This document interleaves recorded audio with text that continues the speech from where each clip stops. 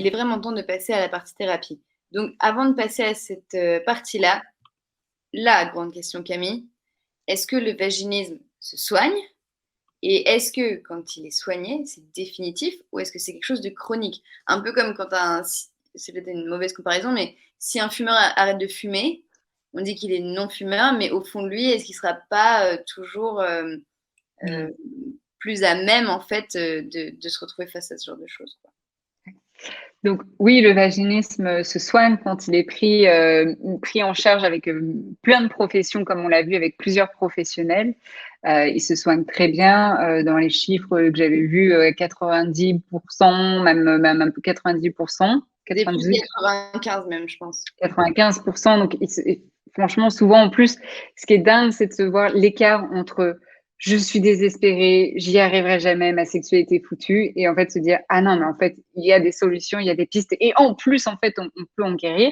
Pour certaines personnes, ça va être juste un déclic dans leur tête et dans leur vie, et elles n'auront plus jamais de vaginisme.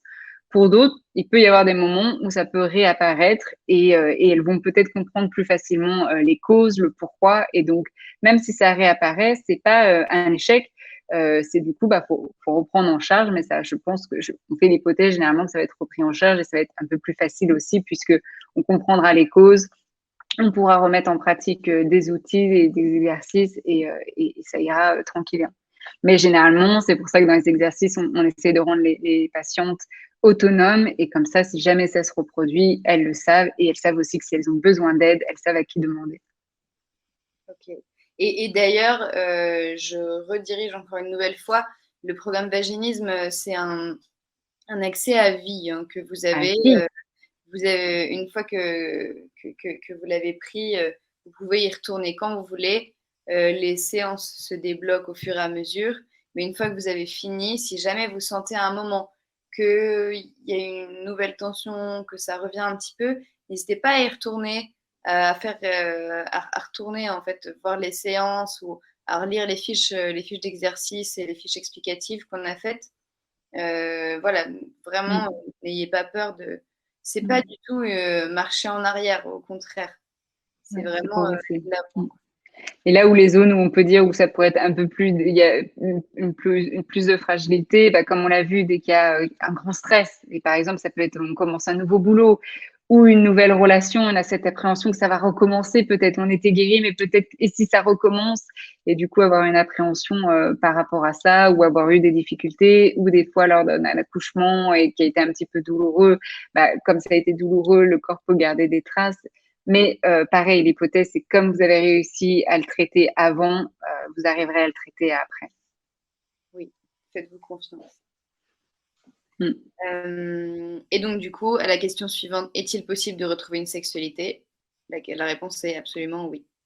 Oui, et même en fait, est-ce qu'on a perdu cette sexualité épanouie? C'est-à-dire qu'on peut avoir du vaginisme et avoir une sexualité totalement épanouie. J'en ai beaucoup comme ça aussi, qui ont une sexualité sans pénétration et avec beaucoup de plaisir, parce qu'en plus, quand on connaît l'anatomie justement des personnes à vulve, on sait que ça marche plutôt bien quand on passe hors pénétration. Et donc, c'est des personnes qui ont une sexualité généralement épanouie avec pas mal de pratiques, etc.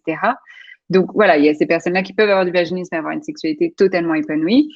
Pour les personnes qui ont du vaginisme et qui avaient une sexualité du coup plus difficile, effectivement, peuvent retrouver une vie intime épanouie en n'ayant du coup pas de douleur, du coup en étant détendues, en pouvant faire ce qu'elles ont envie, en sachant que si elles ont envie d'une pénétration, c'est possible puisque elles sont guéries.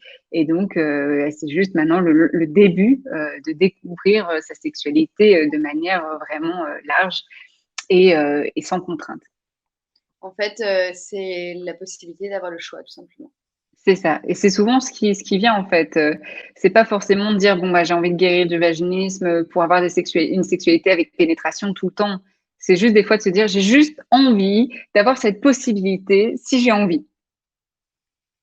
Et donc de pouvoir leur donner cette option-là, ce bonus, on va dire, enfin c'est même pas un bonus parce que ça le classerait au-dessus de tout, mais c'est juste de savoir qu'on n'a pas de contraintes, bah, ça rend la sexualité beaucoup plus légère. C'est beau.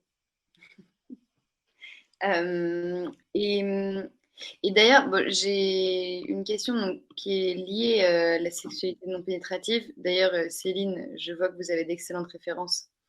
Martin Page et Jouissance Club, ce sont de très bonnes références. On vous invite tous à jeter un coup d'œil à ça si vous ne les avez pas encore dans votre bibliothèque. D'ailleurs, Martin Page a été aussi un des premiers à relancer la circlusion, etc.